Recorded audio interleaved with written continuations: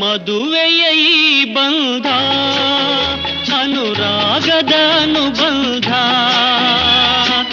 ಏಳೇಳು ಜನುಮದಲು ತೀರದ ಸಂಬಂಧ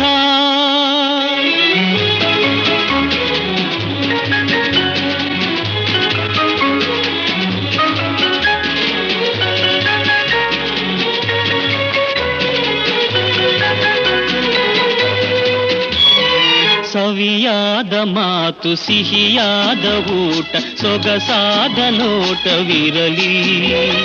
ಸವಿಯಾದ ಮಾತು ಸಿಹಿಯಾದ ಊಟ ಸೊಗಸಾದ ನೋಟವಿರಲಿ ಮನೆ ತುಂಬುವಂಥ ನಗೆ ಚೆಲ್ಲುವಂಥ ಮುದ್ದಾದ ಮಗುವು ಬರಲಿ